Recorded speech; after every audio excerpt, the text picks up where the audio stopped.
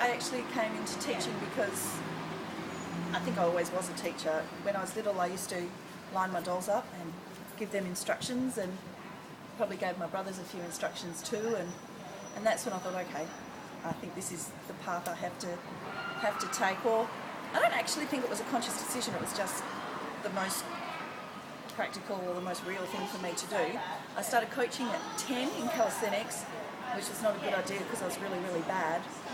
But in saying that, I got lots of feedback from a lot of different people, and I do take that on board, listen to it, think about it, process it, and then apply what really works. And because of that, I would say I'm a quite reasonable coach. I have some national winners and place getters, so in terms of calisthenics, I've done that really well, I think. Now I'm more focused on coach education, which I love, helping the next generation to teach, not just coach. And I think coaching is lots of different hats, and teaching is one of the most important. In calisthenics, I started coaching one particular girl when she was 5. She's now 29 and married.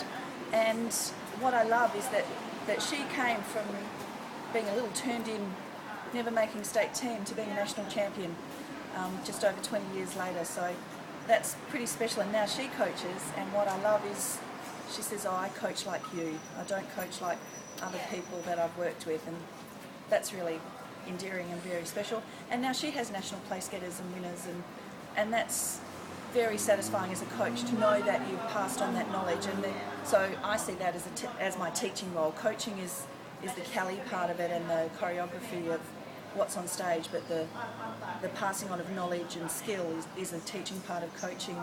And dance teaching, I got into that, the only way to get into that back 23, 24 years ago was to be a phys eder.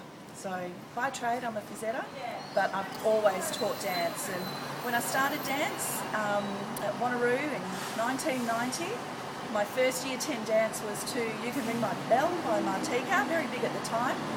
Dance was taught by me, and the students had to make up 16 counts. That was all their creative input allowed.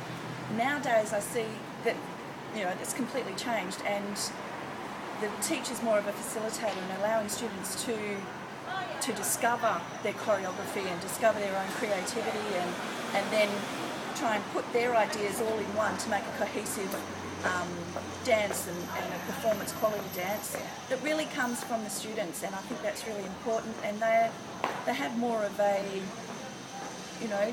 connection with it and dance it better because it's theirs. Year 8s at our school, everybody has to do dance, including the boys, so it's like, oh, I've got to make this interesting. So what I've created is a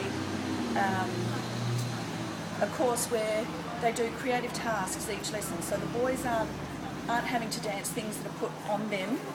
However they move is what they decide to do, and they record themselves, which the boys love seeing themselves on video, and then teach each other their dances, and we create one whole dance. And last year they were able to perform their dance at our Christmas carols, and just seeing little children enjoying the boys dancing with the girls in that group was just so satisfying, and they were fantastic. But I think teaching is one of the most satisfying careers out there, and just seeing students go from enter school at 12 or 13 and not knowing what they want to do, and then they're dancing at the Moulin Rouge or on the West End or in King Kong, Les Mis,